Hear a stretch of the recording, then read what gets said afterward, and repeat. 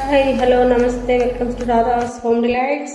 వాళ్ళ special tomato నిల్వ పచ్చడి. ఈ ఎర్రటి టమాటో ఊరగాయ మీకోసం చూపించబోతున్నాను.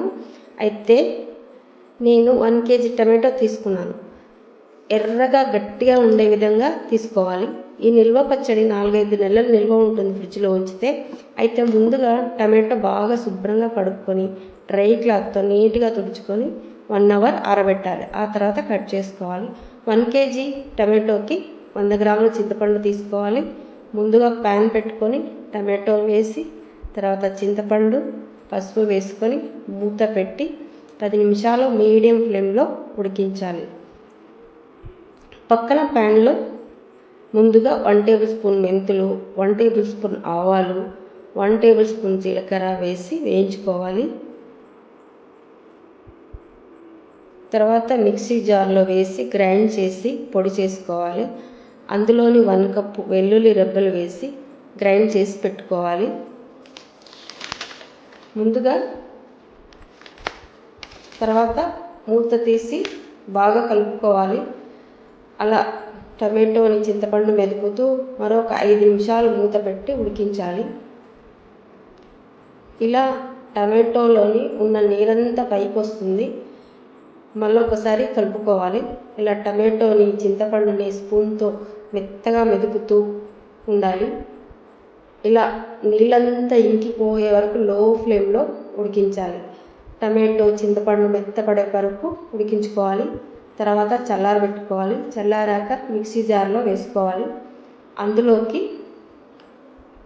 ఈ సైజు కప్పుతో 1 కారం వేసుకోవాలి. ఆ కప్పుతో 1/2 కప్పు రాళ్ళ ఉప్పును వేసుకొని గ్రైండ్ చేసి తర్వాత ముందుగా గ్రైండ్ చేసుకున్న మెంతి, ఆవాలు, జీలకర్ర, వెల్లుల్లి రెబ్బల ముద్దని ఇందులోకి వేసి మెత్తగా గ్రైండ్ చేసుకోవాలి. ఇలా ఫైన్ పేస్ట్గా చేసుకోవాలి. తాలింపు కోసం అదే కప్పుతో 1.5 కప్ ఆయిల్ వేసుకోండి. ఆయిల్ వేసుకున్నాక 1.5 టేబుల్ స్పూన్ శనగపప్పు, 1.5 టేబుల్ స్పూన్ మినప్పప్పు, 1 టేబుల్ స్పూన్ ఆవాలు, 1 టేబుల్ స్పూన్ జీలకర్ర, 7-8 వెల్లుల్లి రెబ్బలు,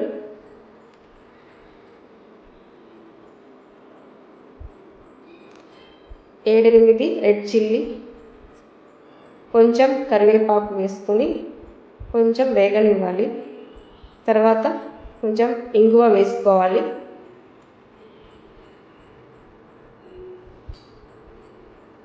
అలా తాలింపు కలర్ చేంజ్ అయిన తర్వాత గ్రైండ్ చేసి పెట్టుకున్న టమాటో పచ్చడిని ఆయిల్లో వేసుకోవాలి. బాగా ఆయిల్లో ఫ్రై చేసుకోవాలి. ఆ పచ్చదనం అంతా పోయేలాగా బాగా ఆ తాలింపులో బాగా వేగనివ్వాలి. ఇలా నోరూరించే టమాటో పచ్చడి రెడీ. ఇది బ్రేక్ఫాస్ట్కి, రైస్కి, చపాతీకి చాలా బాగుంటుంది. ఇది వింటర్ సీజన్లో చాలా రుచిగా ఉంటుంది. ఎందుకంటే టమాటోస్ బాగా జ్యూసీగా ఉంటుంది కాబట్టి టేస్ట్ బాగుంటుంది. అయితే మీరు ఒకసారి ట్రై చేయండి, కామెంట్ పెట్టండి. అయితే మీకు నచ్చిందా? ట్రై చేసి చూడండి. అలానే ఒక లైక్ కొట్టండి, షేర్ చేయండి ఫ్రెండ్స్కి. మరిన్ని వీడియోస్ కోసం సబ్స్క్రైబ్ చేసుకోండి. ఈ పచ్చడి 30 minutesలో అయిపోతుంది.